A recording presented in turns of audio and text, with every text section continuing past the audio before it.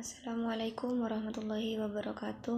Nama saya Maulidina Liatia Rohman, Prodi PAI dari Institut Agama Islam Al-Qadiri Jember, akan menjawab pertanyaan dari dosen Fikri Farihin, yakni soal yang pertama, sebutkan definisi ulumul Quran beserta cabang-cabangnya. Al-Quran adalah kalam Allah yang diturunkan kepada Nabi Muhammad melalui malaikat Jibril yang diawali oleh surat Al-Fatihah dan diakhiri oleh surat An-Nas.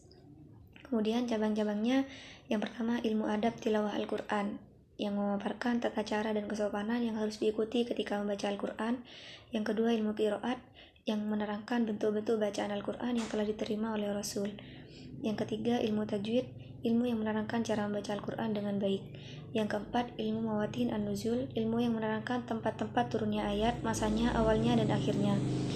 Yang keenam ilmu asbab an-nuzul, yakni ilmu yang menjelaskan peristiwa yang menjadi sebab turunnya ayat. Yang ketujuh ilmu gharib Al-Quran, ilmu yang menerangkan makna kata-kata yang ganjil dan tidak terdapat dalam kamus bahasa Arab. Yang kedelapan ilmu wujuh an-nazair, ilmu yang menerangkan kata-kata Al-Quran yang mengandung banyak arti dan menerangkan makna yang dimaksud pada tempat tertentu. Yang kesembilan ilmu ma'rifat, yakni menjelaskan ayat-ayat yang dipandang muhkam atau jelas maknanya dan mutasyabihat samar maknanya. Kemudian pertanyaan yang kedua, latar belakang munculnya ulumul Quran.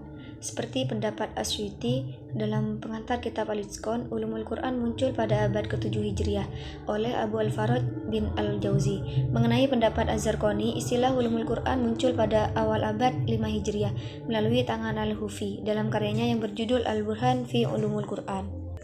Kemudian pertanyaan yang ketiga, perkembangan ulumul Quran dapat dibagi kepada qab as at-tadwin dan as at-tadwin. Apa maksud kedua istilah tersebut? Kemukakan perkembangan ulum Quran pada kedua fase itu. Yang pertama pada masa qab al-as at-tadwin atau fase sebelum kodifikasi, periode abad pertama pertumbuhan cikal bakal ulum Al-Quran. Pada masa itu, para sahabat dapat merasakan keindahan uslub-uslub bahasa Arab yang tinggi dan memahami ayat-ayat yang terang dan jelas pengertiannya yang diturunkan kepada Rasulullah. Apabila terjadi kemusykilan, mereka segera bertanya kepada beliau dan beliau langsung menjawabnya. Para sahabat pada saat itu tidak merasa perlu untuk menuliskan dalam ilmu-ilmu Al-Quran, karena segala permasalahan yang berhubungan dengan pemahaman, bacaan, maksud, dan segala hal yang berhubungan dengan Al-Quran dapat ditanyakan langsung kepada beliau. Hal itu juga didukung karena pada saat itu alat-alat tulis tidak mudah mereka peroleh. Selain itu juga pada masa Rasulullah ada larangan untuk menuliskan apa yang mereka dengar dari beliau selain dari Al-Quran, karena beliau khawatir akan bercampur antara Al-Quran dengan yang bukan Al-Quran. Kemudian masa yang kedua yakni masa tadwin atau kodifikasi.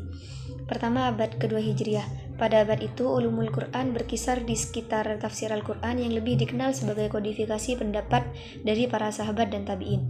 Pada abad ini para ulama memberikan prioritas perhatian kepada ilmu tafsir karena fungsinya sebagai al-umum, induk ilmu Al-Quran. Di antara beberapa ulama terkenal pada abad ini adalah sebagian ditulis mana Al-Qatan adalah Yazid bin Harun Al-Silmi. Kemudian setelah itu muncullah salah satu tokoh terkenal ahli tafsir pada saat itu adalah Ibnu Al-Jaril At-Tabrani. Hal ini tentunya memberikan jalan kepada siapa saja yang memiliki kemampuan dalam bidang Al-Quran, baik secara mandiri ataupun kolektif, untuk selalu menggali ilmu Al-Quran. Perkembangan dari waktu ke waktu tentunya akan semakin kompleks karena kehidupan manusia pada itu semakin global. Bukan tidak mungkin serangan demi serangan untuk melemahkan Al-Quran akan selalu datang, seperti yang ada sekarang. Al-Quran dapat diakses siapa saja di internet, baik itu Al-Quran digital, Al-Quran inward, dan sebagainya. Jika tidak dilengkapi ilmu dan kontrol dari lembaga tertentu mengenai ulum Al-Qurannya, maka penyelewengan Al-Quran oleh orang-orang yang tidak bertanggung jawab sangat terbuka lebar. Kemudian soal yang nomor 4, 6 hal ruang lingkup Al-Quran. Yang pertama, persoalan turunnya Al-Quran atau nuzul Quran, yaitu pembahasan menyangkut tempat dan waktu turun ayat Al-Quran, sebab-sebab turun dan sejarah turunnya Al-Quran. Yang kedua, persoalan sanad atau rangkaian para periwayat, yaitu pembahasan menyangkut sanad yang mutawatir. Yang ketiga, persoalan qiraat ilmu tentang cara pembacaan Al-Quran, yaitu pembahasan yang menyangkut waqaf, ibtida, imalah, mat, takhfif, hamzah, idgham. Yang keempat, persoalan kata-kata Al-Quran, yaitu pembahasan yang menyangkut lafaz Al-Quran seperti gharib, mu'rab, majaz, mustarok, muradif, isti'arah, dan tasbih. Yang kelima, persoalan makna-makna Al-Quran yang berkaitan dengan hukum, yaitu pembahasan yang menyangkut am, khos, nas, zahir, mujmal, mufassal, mantuk, mafhum, mutlak, muqayyad, muhkam, mutasyabbih, muski, nasikh, mansukh. Yang keenam, persoalan makna Al-Quran yang berkaitan dengan kata-kata Al-Quran, yaitu pembahasan yang menyangkut lafaz, yaitu fasol, wasol, ijaz, itnab, musawwah, dan qos.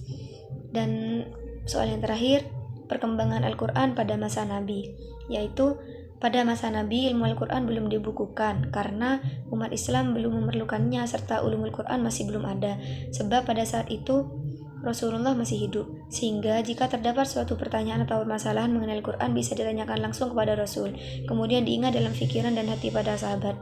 Selain alasan di atas, belum adanya kebutuhan untuk menulis kitab-kitab tentang ulumul Quran merupakan alasan dibalik belum munculnya ulumul Quran pada masa Nabi. Terdapat beberapa orang yang ditunjuk untuk menuliskan Quran, yakni Zaid bin Sabit, Ali bin Abi Thalib,